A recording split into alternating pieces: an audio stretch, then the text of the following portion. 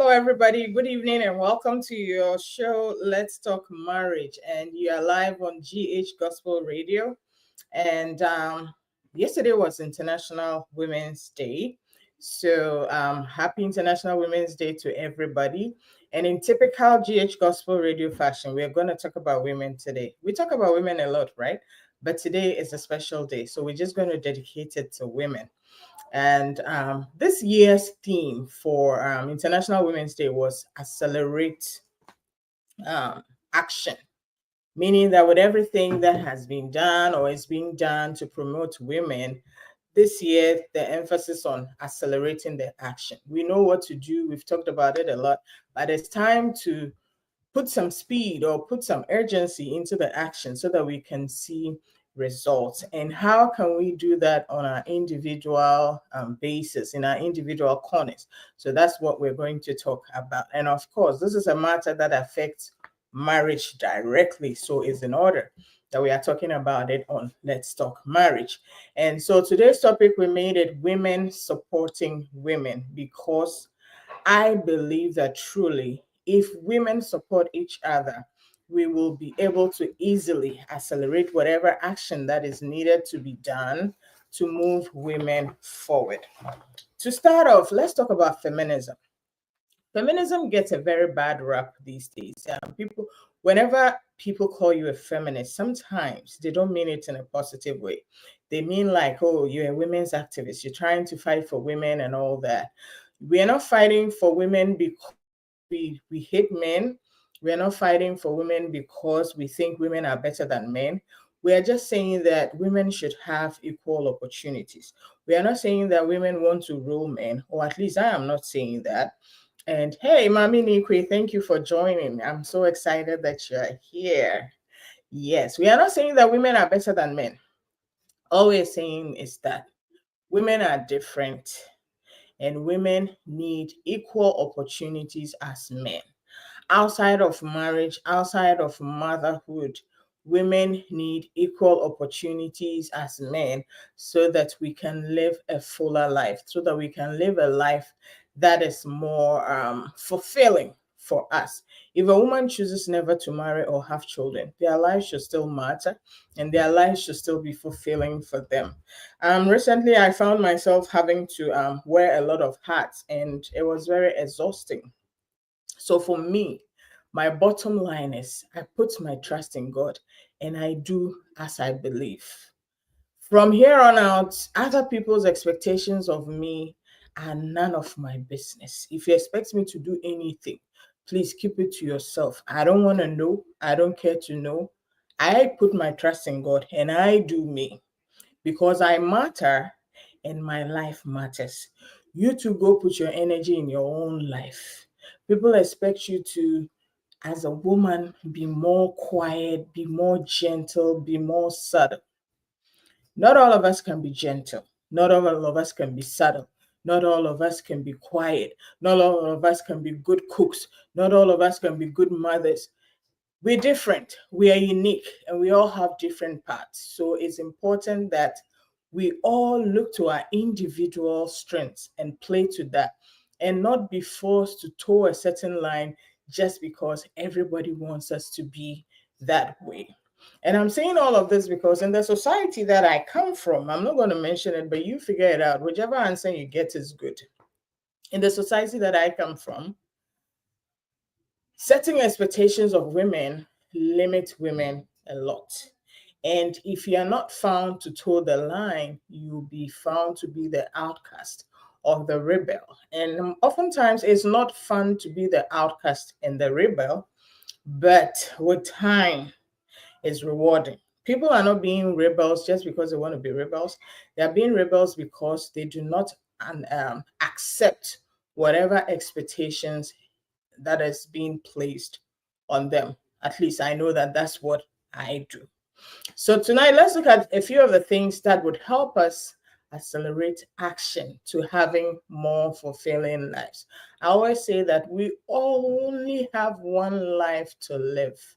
This life is not a dress rehearsal for the next life. Of course, there's life after death, right? But this is the only time we get to dictate what's in the life after death.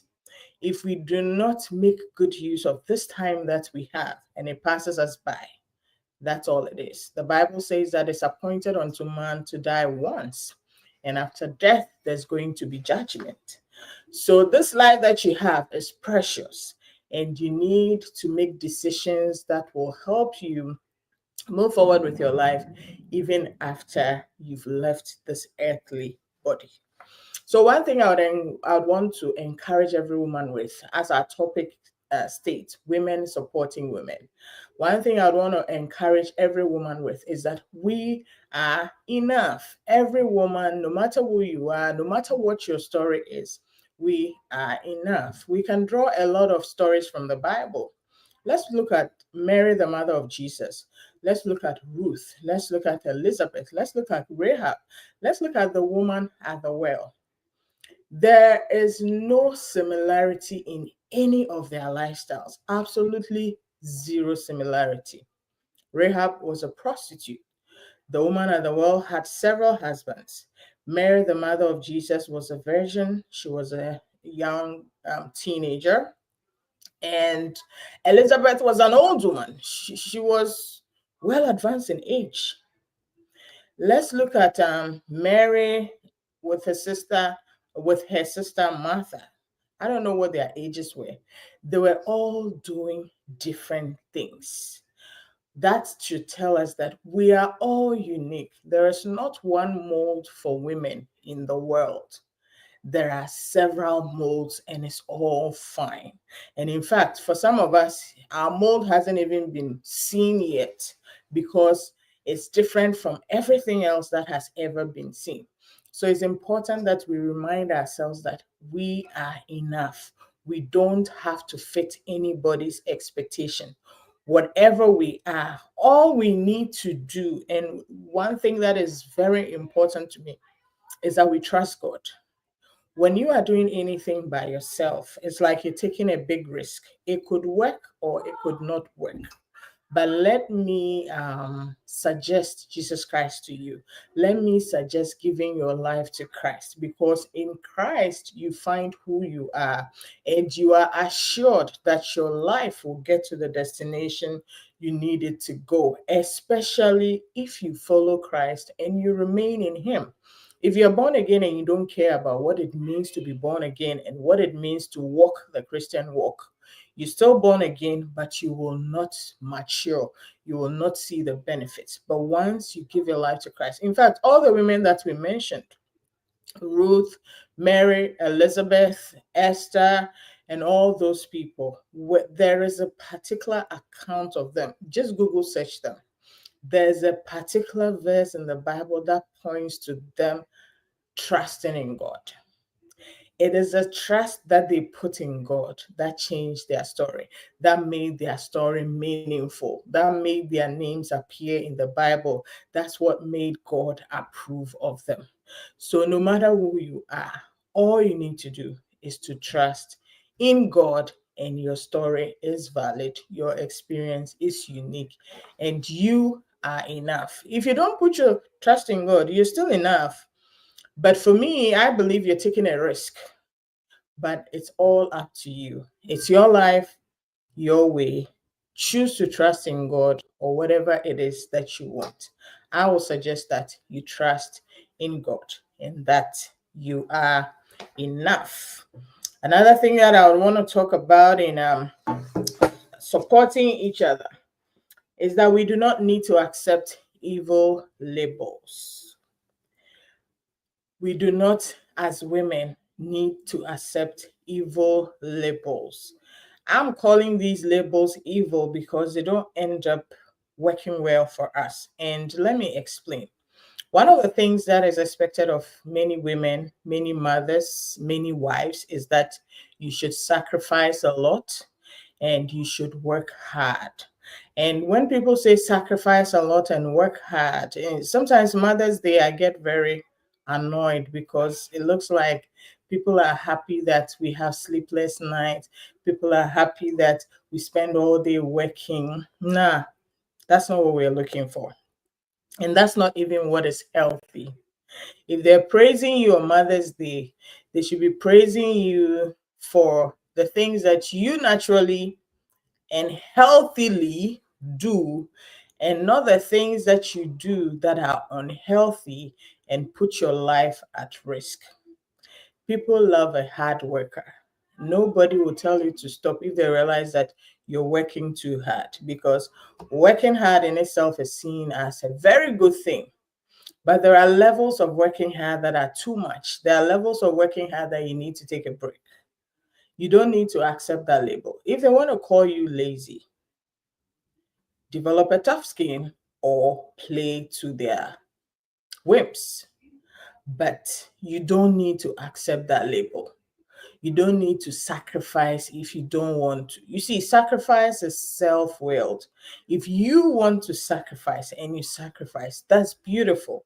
But nobody should come and ask you to sacrifice.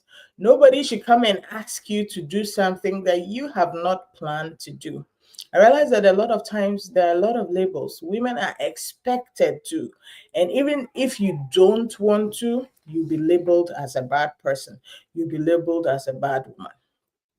For me, if I don't decide to do it, I'm not doing it. If you call me names because of that, that's still okay.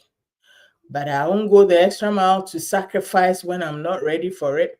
And I'll not go the extra mile to work extra hard just because everybody expects me to. I'll be reasonable. I will trust God. Let the chips fall where they may. I'm not asking you to be rebel, so I'm just asking you to choose right and do what works best for you. Don't be saddled with other people's labels. Don't accept evil labels. Sometimes a new mother would be sleeping like 2 hours a night, and everybody would be praising the mother. Yeah, it's good. As for a new mother, a mother of a newborn, you're supposed to have very little sleep. No, that's not what it's supposed to be. You're supposed to be supported enough so that you can have enough sleep. 2 hours of sleep is not enough sleep for anybody. So don't let anybody praise you for surviving on 2 hours of sleep. That is one of those evil labels. Don't let anybody praise you for working like 20 hours a week. That is an evil label. Don't let anybody praise you for accommodating abuse. Be like, oh, this woman is a very good woman. No matter what happens to her, she doesn't complain. That's an evil label. Don't let anybody push you into accepting these things. If you choose to accept them, if it is good for you, if it's something that you decided to do, that is all well and good. But don't let somebody else ask you or push you or guilt you into accepting things that you yourself are not ready for. That's how bitter women are made. That's how unfulfilled women are made. And then later on, when the tide breaks, then it begins to affect everybody around you. When you become bitter, you'll be destroying a lot of people around you. Don't get there in the first place and then complain about how you get there. Right in the process, nip it in the bud. Don't let anybody praise you for doing unhealthy things like sleeping 2 hours a night, like working 20 hours a day. Don't let anybody push you into doing that, making you think you're doing the right thing. Make better choices. Yes, another way that we can support each other is to also to realize that we're different from men. Sometimes when I look at men, I get very jealous. Men get to maintain their life from the time they are born. I don't see any major changes that happen to men, right? Let's say a boy is born, he goes through puberty, he gets married, he's an adult, he gets a job. His hormones are pretty much the same. He's just growing older, he's just maturing, he's just being himself, and that's it. Let's talk about women. We have several changes every month. Our hormones are all over the place. Our emotions are all over the place. And this happens every single month. We get to a point where there's you start puberty, and then you get to every monthly cycles. Then you get to be pregnant or not, and then you have babies, you go through menopause. Women go through a lot. We are not men, so we should not be expected to be like men. Our emotions are valid. It's true that we need to be able to control our emotions, but there's nothing wrong with us having emotions in the first place. There's nothing wrong with us needing different things from men, from what men need. So if we are in the workplace and men need something different from what we need, we shouldn't feel guilty about needing what we need. We shouldn't be expected to be treated like men and be okay with it. Men and women are different. Certain accommodations need to be made for women, and they're not even accommodations. They're like, it's just different. Men cannot be treated the same way women can be treated. So if you're a woman and you need extra help, or you need certain things to be a certain way, don't feel guilty about it. Hello, Sister Vivian. So good to have you. You're welcome. Yes, so don't feel guilty about needing the things that you need, because we're different. And don't feel guilty about your emotions. Don't let people talk you down for being a woman. If you feel like crying, go ahead and cry, but get your job done. You're different, but you're good enough. You need something different, but that doesn't mean you should apologize for it or you should feel bad for it. We did not make ourselves. God made us, and He made us the way that we are. So there's nothing wrong with us. We're different from men. And sometimes we require something different. We should not feel bad. We should not feel guilty for needing the things that we need to help us put our best foot forward, or to have the best input. So another thing that we need to do is that we should take care of our self-esteem. Many women have made so many mistakes, myself included, because of a low self-esteem. We don't trust ourselves enough. We are not confident in ourselves enough. And therefore, whatever anybody says, it affects us in a negative way, and we are not able to take the right decisions or make the right choices. The good news about self-esteem is that it can be built. It can be built. It can be increased. So if you realize that your self-esteem is low, if you realize that you're not that confident, you can seek help and build your self-esteem. Having a low self-esteem will cost you a lot in life. So it's better that you fix your self-esteem to the point where you have a healthy self-esteem, so that you're able to make better choices and have more for the things that you do. You have better results in your life. It's important that we work on our self-esteem. The other thing that we need to do is to chase purpose.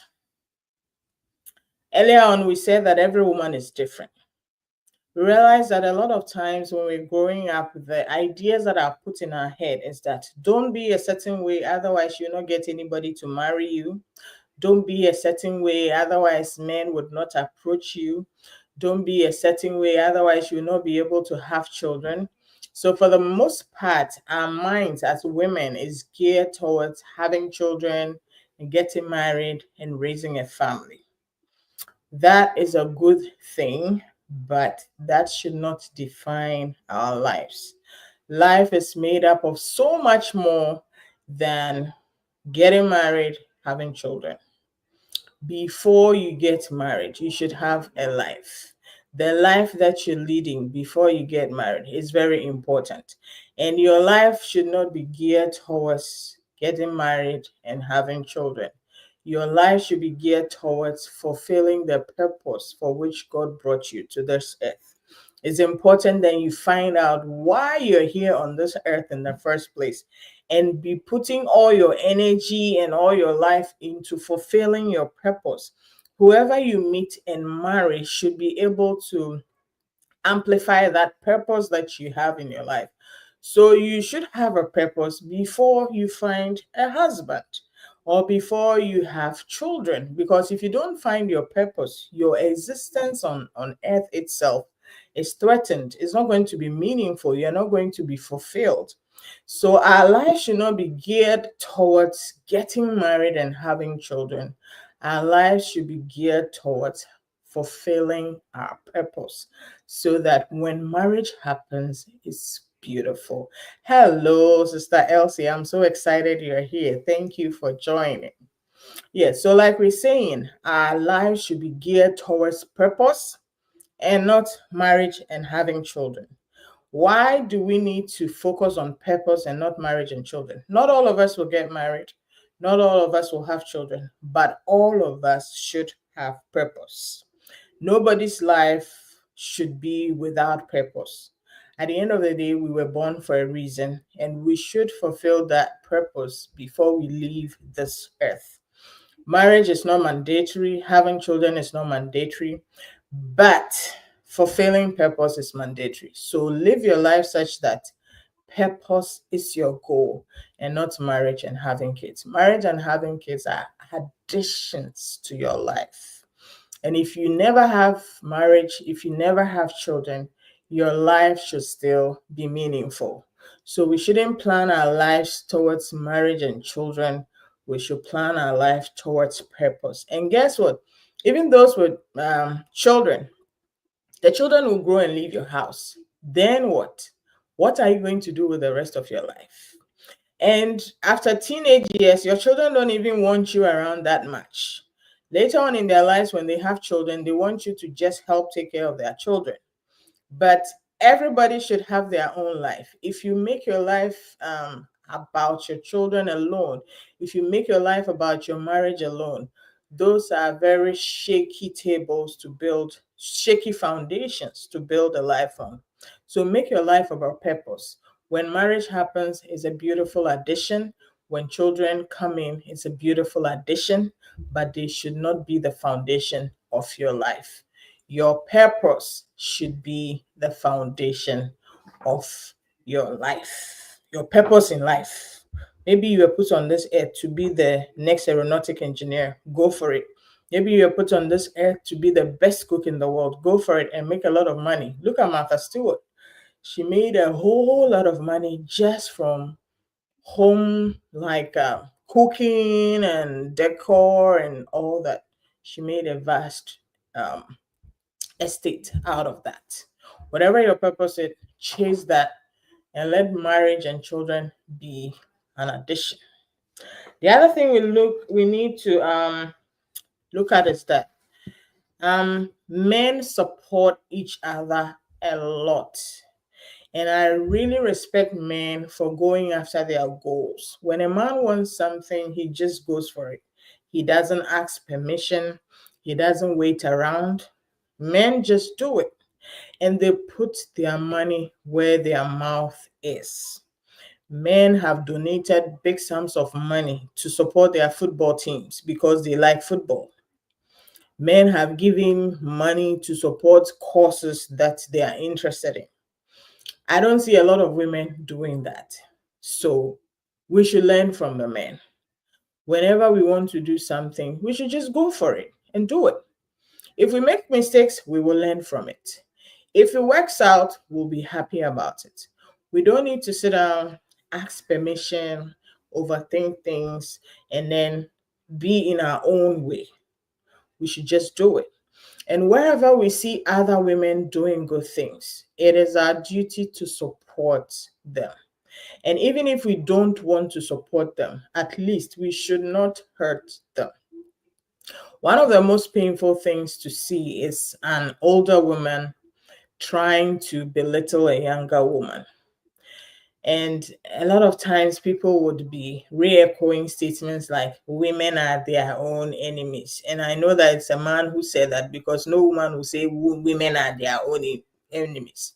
If it was a woman saying that, she would be like, oh, women, we are our own enemies. But it's because of a man.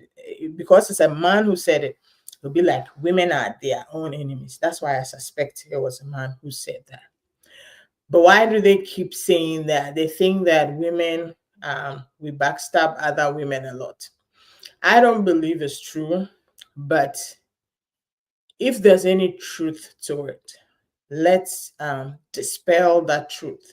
Let's change that narrative. Let's support each other. Let's not be the reason why other women have a tougher life, because it takes a woman to understand another woman's life. It takes a woman to know what another woman is going through. Men can support us all they want, but they will never really understand how we feel, and they will never really understand what we need. And that doesn't mean they are bad. That only means that there are certain things that it takes experience to know. So, women, let's be each other's keeper. Let's support each other. Wherever we see each other doing well, let's support. Let's hold each other up. Somebody put it as, let's fix each other's crowns so that our contributions would also be meaningful. We're not trying to say, oh, women, let's unite against men. That's that issue is over. I really don't know who started it, but that's not what I'm talking about. I'm talking about women. Let's do for ourselves what it is that we need to do so that our lives can be more meaningful and we can also have fulfillment and purpose. We want to have a life outside of marriage, outside of having children. We want to be able to wake up in the morning and feel fulfilled. We want to be able to know what our purpose is and put all our energy into it. We do not need to compete with each other. We only need to compete with ourselves. We just need to be better versions of ourselves each and every day. And in any situation that we can help a sister out, in any situation that we can support a sister, let's do that with wholeheartedness. We don't need to watch our younger siblings or our younger women suffer just because we suffered. There are some people who create more suffering for people coming after them because they feel like they did not get it easy, so nobody else should get it easy. That is an evil narrative. We don't need to do that. So, on that note, I wish everybody once again a happy, all the women, I wish all the women a happy Women's Day. And let's support each other in the many ways, and let's support ourselves most of all, because when we are happy and fulfilled, we'll be able to support other women to be happy and fulfilled. So if there are no questions, this is where we'll draw the curtain today. Thank you for joining. God richly bless you. And until we come your way with another topic about marriage, I pray that God will bless our marriage. And don't forget that it takes, oh, hello, Sister Clara. I'm excited to see you. Happy Women's Day to you too. Yes, let's not forget that it takes a good Christian to have a good Christian marriage. And let's make a challenge next year by this time, when it's Women's International Women's Day.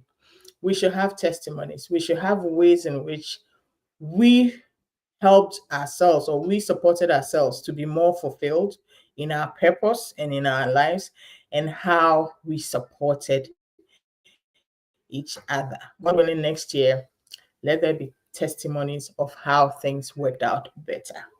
It is a mission to be better and a mission to compete with ourselves and not each other.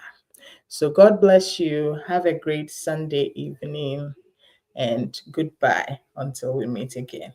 Bye-bye.